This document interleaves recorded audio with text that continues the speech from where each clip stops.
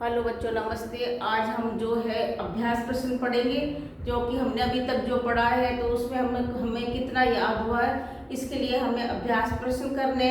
मैंने कुछ क्वेश्चन लिख दिए हैं, आपको एवं में से उत्तर बताने कि आपको इसमें से कौन सा उत्तर सही लिख रहा है। तो अभी हमने विकारी शब्द व अविकारी शब्द पढ़े थे, उसमें से कुछ क्वेश्चन मैंने आपको दिए हैं, तो आप ये देखें कि यहाँ पर कौन सा उत्तर सही होगा। ऐसे आपके जो है बड़े बड़े एग्जाम में इस तरह के क्वेश्चन आते हैं जो ऑब्जेक्टिव टाइप आते हैं, तो हमको बिल्कुल डेफिनेट जब पता होगा कि यही उत्तर सही है तो ही हम उसको पढ़ सकते हैं, अनुमान से हम नहीं पढ़ सकते। तो हम आज इसकी प्रैक्टिस करते हैं। तो यह अभ्यास प्रश्न, पहला प्रश्न जो है संज्ञा के कितने भेद होते हैं, संज्ञा के कितने भेद होते हैं। तो आपको पता होगा, इसमें लिखा है ए में 2 है, ब में 5 है, स में 3 है और द में 4 है। तो आपको पता होना चाहिए कि संज्ञा के कितने भेद होते हैं। तो संज्ञा के, इसका उत्तर कौन सा होगा, इसका उत्तर होगा स। और संज्ञा के 3 भेद होते हैं। कौन कौन सी संज्ञा होती है?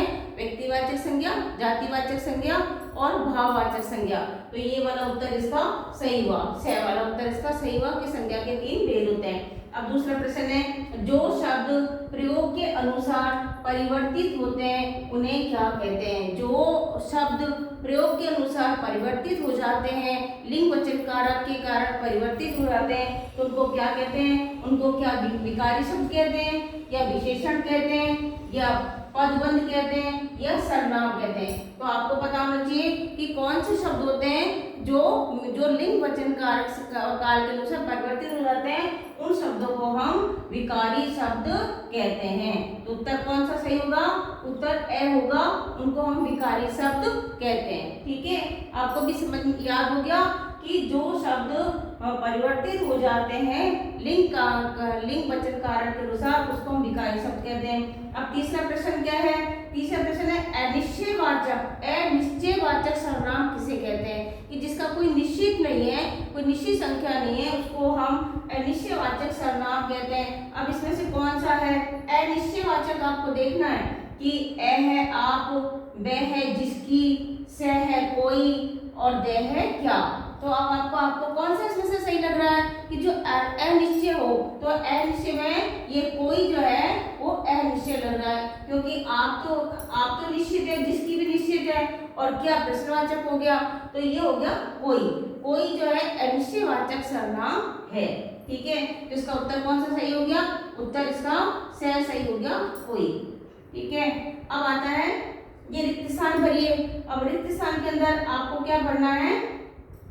आपको यहाँ पर क्या भरना है? आपको यहाँ पे सर्वनाम देखना है, इसमें सर्वनाम कौन सा है ना। तो ये भी बाजार जाना है, भी बाजार जाना है, इसमें आपको सर्वनाम छांटना है। वहां जाना है, वरना जाना है, कल जाना है, या मुझे जाना है। तो इसका सर्वनाम इसमें वहां सर्वनाम नहीं होता, वरना नहीं होता, कल नहीं होता, तो मुझे सर्वनाम होता है। मैं अपने जगह जो है मुझे लिखा, तो यहाँ पर लिखेंगे हम मुझे।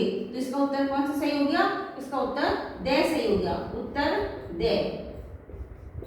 मुझे जो है बाजार जाना है, तो सर्वनाम ये आगे इसमें मुझे। अब ये 5वां क्वेश्चन है।